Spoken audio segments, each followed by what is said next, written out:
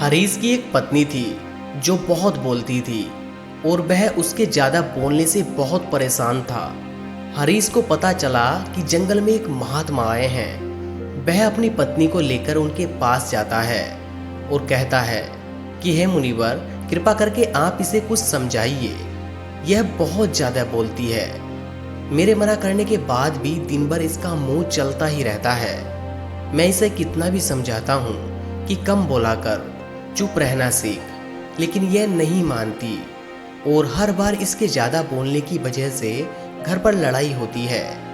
महात्मा यह सुनकर मुस्कुराए और बोले, मैं तुम्हें एक कहानी की मदद से यह सब कुछ समझाता हूँ। मेरे गुरु का एक शिष्य था जो बहुत बोलता था। वह हर समय इधर उधर की बातें करता था और कभी शांत नहीं रहता था। जब वह दान लेने के लिए जाता था तो वह हर बार एक नई कहानी लेकर आता था और आश्रम के दूसरे शिष्यों से सुनाता और एक शिष्य की दूसरे शिष्य से बुराई करता था, चुगली करता था और दूसरे के सामने अच्छा बनने का प्रयास करता और खुद के मुंह से ही खुद की तारीफ करता रहता और हमेशा खुद को गुरु के सामने सबसे बुद्धिमान और उत्तम साबित करने का प्रयास करता। वह खुद को सभी शिष्यों से अलग और श्रेष्ठ मानता था। उसका कहना था कि मैं एक अमीर घर का बालक हूँ। अगर मैं चाहता तो एक आरामदायक और सुविधा से भरा जीवन जी सकता था, लेकिन मैं सब कुछ छोड़कर यहाँ आ गया क्योंकि मुझे खोज करना और खुद को जानना है, जीवन को जानना है। एक दिन गुरु ने आश्रम में सभी शिष्यों को एक जगह बुलाकर कहा कि आपको एक महीने के लिए कोई ना कोई संकल्प जरूर लेना होगा। इससे आप में संकल्प शक्ति मजबूत होगी और आप में आत्म शक्ति का संचार होगा। आप सभी अपने सामर्थ्य के अनुसार कोई भी संकल्प ले सकते हैं। यदि एक महीने से पहले आप में से जिसका भी संकल्प टूट जाएगा, वह अपनी पुरानी दिनचर्या में वापस आ सकता है। सभी शिष्यों ने अपनी शक्ति के अनुसार संकल्प लिए और गुरु को अपने अपने संकल्प के बारे में बताकर वहां से चले गए। लेकिन वह शिष्य खुद को सबसे अलग दिखाना चाहता था। वह सीधे गुरु की कुटिया में पहुंच गया और बोला, मैं कोई छोटा मोटा संकल्प नहीं लेना चाहता, बल्कि मैं एक महान संकल्प लेना चाहता हूँ। कृपया आप भी बताइए मुझे क्या संकल्प लेना चाहिए। उसकी बात सुनकर गुरु मुस्कुराए और बोले, क्या तुम मेरे द्वारा दिए गए संकल्प को पूरा कर पाओगे? क्या तुम्हारे लिए उसे पूरा करना संभव होगा? शायद नहीं, वह तुम्हारे लिए संभव नहीं। तुम उसे पूरा नहीं कर पाओगे, इसीलिए तुम खुद ही कोई संकल्प ढूंढो।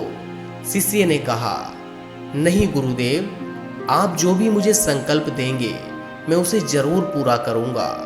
गुरु ने कहा, ठीक है, तो तुम अगले एक महीने तक चुप रहो, मुंह से एक भी शब्द नहीं निकालोगे। यही है तुम्हारा संकल्प। शिष्य ने कहा, गुरुदेव, यह भी कोई संकल्प है? यह तो बहुत ही आसान है।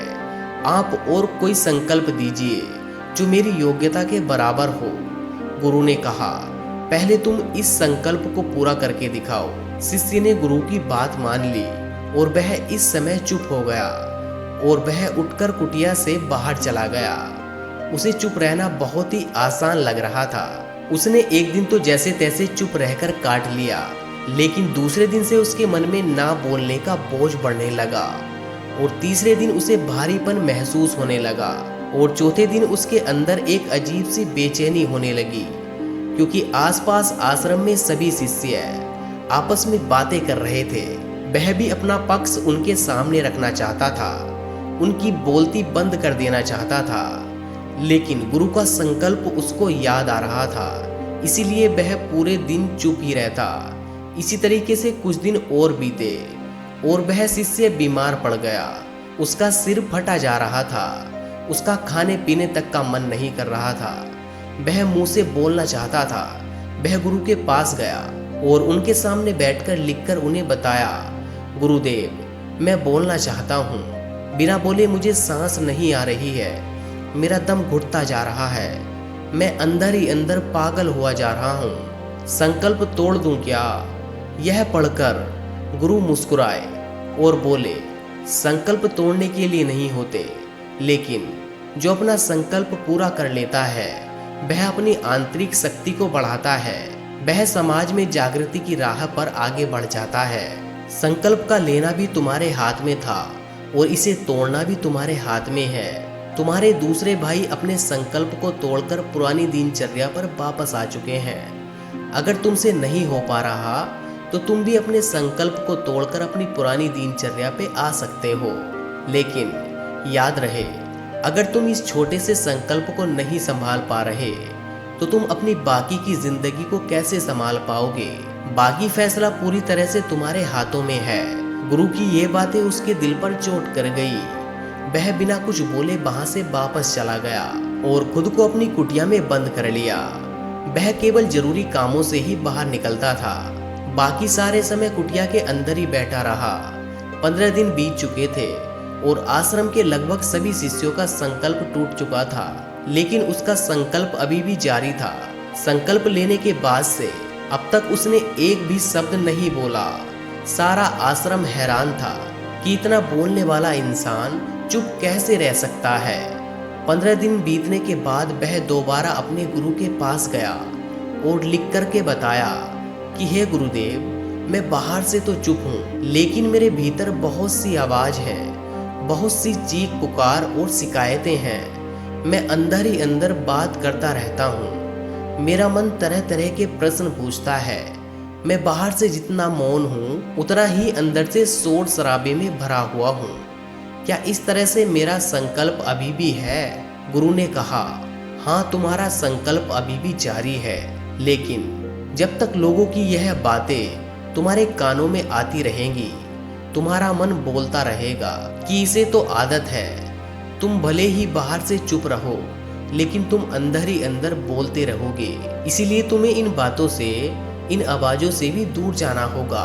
शिष्य गुरु को प्रणाम कर वहां से चला जाता है और सुबह होते ही अपनी कुटिया से निकलकर वह जंगल की तरफ चला जाता है।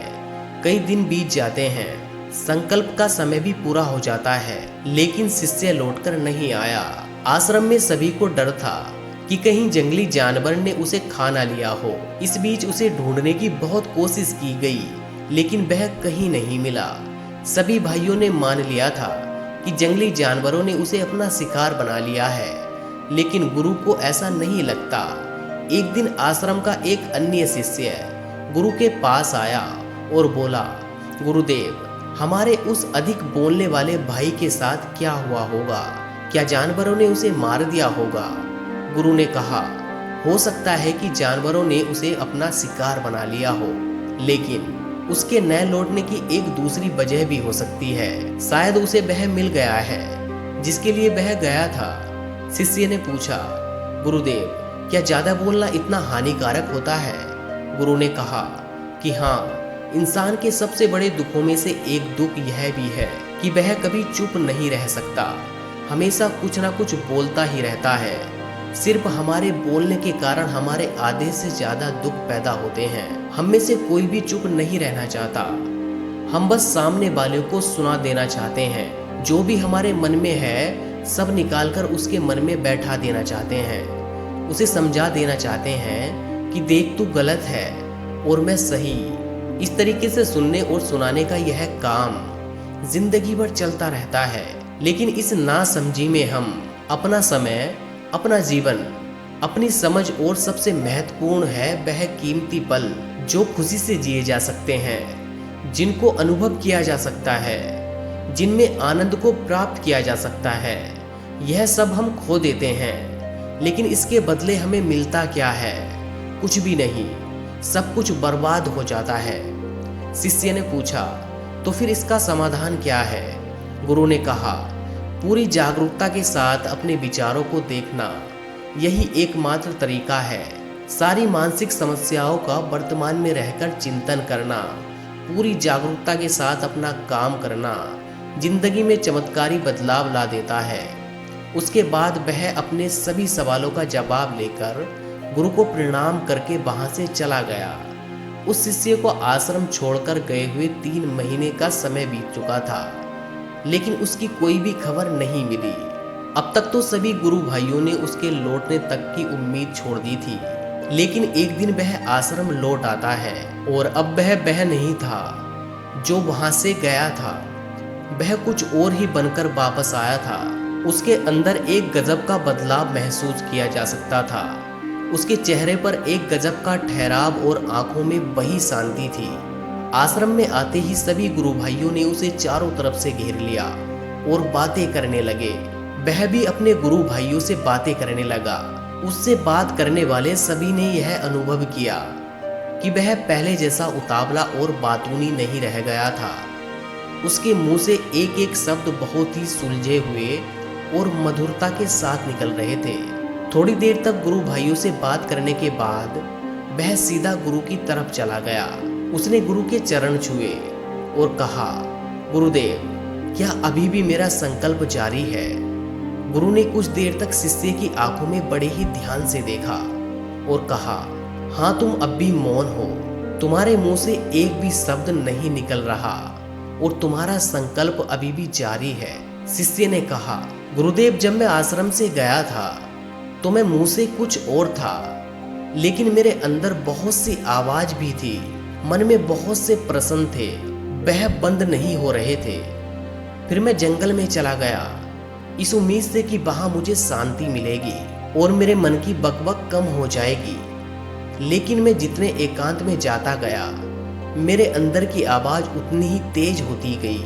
मेरे भीतर की पुरानी से पुरानी आवाज मुझे सुनाई देने लगी। तब जाकर मैंने महसूस किया कि मैं कितना गलत कर रहा था। जब मैं अपने परिवार वालों, गुरु भाइयों को भला बुरा कहता था और साथ में मुझे लगता था कि मैं सही कर रहा हूँ, और साथ में मैं चुगली भी करता था और उनकी मजाक उड़ाता था, तब भी मुझे यही लगता था कि मैं उनसे बेहतर हूँ और मैं सब ठीक कर रहा हूँ। और मैंने उसी दिन पहली बार महसूस किया कि मैं कितना गलत बोलता था। काफी दिनों तक यही आवाज है, यही शिकायतें हैं मेरे अंदर चलती रही। लेकिन एक दिन यह धीरे धीरे करके सारी आवाज मेरे अंदर से खत्म हो गई। अब मैं भीतर से भी मौन हो गया। उस घने जंगल में बाहर से कोई बोलने वाला था ही नहीं और भीतर कोई आवाज बची ही नहीं थी। और मैं उसी दिन पहली बार मौन का अर्थ समझा। मेरे चारों तरफ बहुत शांति थी। हालांकि अभी भी कुछ आवाज आ रही थी जो पहले भी आती थी, लेकिन मैं उन्हें सुन नहीं पाता था। पर अब वह सारी आवाज मुझे स्पष्ट रूप से सुनाई दे रही थी। हवा के चलने की आवाज, चिड़ियों के चहचहाने की आवाज, पानी के बहने की आवाज, यह सभी आवाज मैंने पहली बार पूरे होश पूर्वक सुनी। अपने चारों तरफ मैंने इतनी शांति पहले कभी महसूस नहीं की थी। तभी शांति को मैंने भंग करने के लिए मैंने पहली बार अपने मुंह से एक शब्द निकाला। मैं चिल्लाया, इस बार यह कैसी शांति है? सभी कुछ इतना शांत क्यों है? ऐसा क्या हो गया? लेकिन मेरे चिल्लाने के बाद भी शांति भंग नहीं हुई। सब कुछ पहले जितना ही शांत था, बाहर भी और भीतर भी। हे गुरुदेव, मैंने अपने गुरु भाइयों से बात की, मैंने आपसे बात की। मैं बोल रहा हूँ, मैं चल रहा हूँ, मैं सब कुछ देख रहा हूँ, लेकिन मैं अपने भीतर एकदम एकांत में हूँ, मौन में हूँ। भीड़ में होता तब भी भीतर से अकेला एकांत में होता। जब मैं खुद में भी शोर करना चाहता हूँ तब भी एकांत में होता हूँ। अब सब दिखाई पड़ने लगा है, सब सुनाई पड़ने लगा है। गुरु ने कहा, जब तक हम बाहर की तरफ घूमते रहेंगे भीतर अशांति ही रहेगी, लेकिन जिस दिन हम भीतर की तरफ मुड़ जाएंगे हम शांत रहेंगे। दुनिया में जितनी भी बुराइयां हैं ज़्यादातर हमारे बोलने से ही उत्पन्न होती हैं, क्योंकि हम चुप रहना नहीं चाहते। हम जितनी ज़रूरत है उससे कहीं ज़्यादा ही बोलते हैं। हम सामने वाले को सुनना नहीं चाहते, बल्कि उसकी बोलती बंद कर देना चाहते हैं। उसे समझा देना चाहते हैं कि मैं कौन हूँ, मैं क्या कर सकता हूँ, और यह हमारी ज़िंदगी का मकसद बनकर रह जाता है। हमारी सारी ऊर्जा व्यर्थ के बोलने में बर्बाद होती रहती है। ऐसी ही समझ से लोगों का जीवन दुखों से भर जाता है। कभी एक दूसरे को सुनना नहीं चाहते, ना ही समझना चाहते हैं, और चुप रहना तो उन्होंने सीखा ही नहीं, क्योंकि चुप रहना उन्हें छोटा महसूस करवाता है। दुनिया की सभी लड़ाइयों का कारण हमारा बोलना ही है।